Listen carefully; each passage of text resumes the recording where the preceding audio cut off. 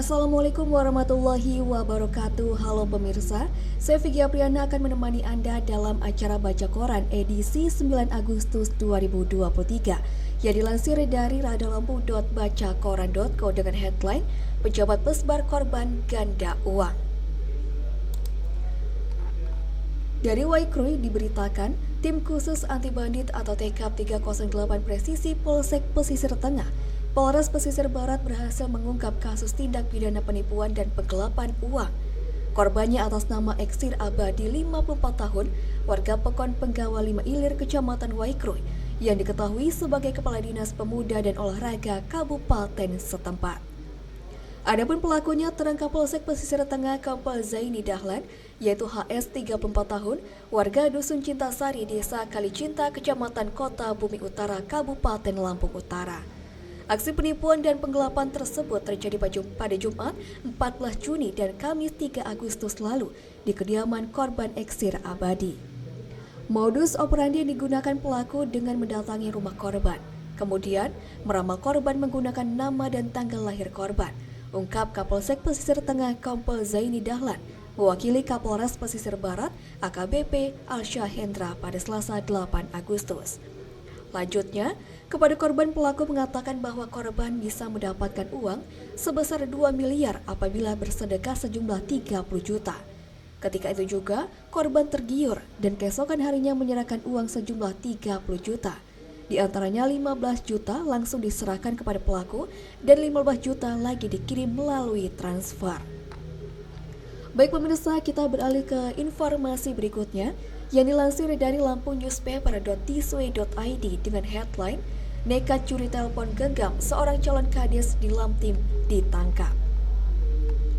Dari Lampung Timur diberitakan, seorang kandidat calon kepala desa tidak berkutik saat ditangkap Polres Lampung Timur Polda Lampung karena diduga nekat melakukan aksi pencurian telepon genggam di Mapolres Lampung Timur pada Selasa 8 Agustus. Kapolres Lampung Timur AKBP M. Rizal Mukhtar didampingi Kasat Reskrim Ibtu Johannes F. Sihombing pada Rabu 9 Agustus 2023 menjelaskan bahwa inisial tersangka adalah KB 55 tahun warga Kecamatan Waijepara. Tersangka yang ternyata berstatus sebagai salah satu kandidat calon kepala desa Sumberrejo Kecamatan Waijepara ini diduga melakukan aksi pencurian telepon genggam merek Samsung milik DY 51 tahun warga Kecamatan Bumi Agung. Peristiwa pencurian diduga terjadi di ruang pelayanan 1 atap Mapolres Lampung Timur saat korban sedang menunggu antrian untuk melakukan proses perpanjangan surat izin mengemudi atau SIM. Diduga saat korban sedang melakukan transaksi pembayaran, tersangka nekat menggasak telepon genggam yang berada di kursi ruang tunggu pelayanan 1 atap Mapolres Lampung Timur. Korban yang sadar saat telepon genggamnya hilang sempat berupaya menghubungi nomor HP-nya yang ternyata masih aktif tetapi tidak diangkat. Baik, kita beralih ke informasi berikutnya yang dilansir dari radalampu.bacakoran.co dengan headline Stok beras Lampung surplus 800 ton. Dari Bandar Lampung diberitakan, menjaga ketahanan pangan hadapi fenomena El Nino yang menyebabkan kekeringan, pemerintah Provinsi Lampung menyiapkan lahan 110.000 hektar. Kepala Dinas Ketahanan Pangan, Tanaman Pangan dan Hortikultura atau DKP TPH Lampung, Bani Ispirianto mengatakan, penyiapan lahan tersebut pasca Menteri Pertanian Syahrul Yassin Limpo menjadikan Lampung sebagai salah satu penyangga pangan nasional.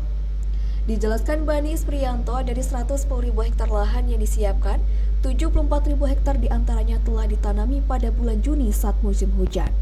Sedangkan 36.000 hektar lainnya disiapkan untuk Gerakan Nasional Tanam pada dalam rangka antisipasi El Nino.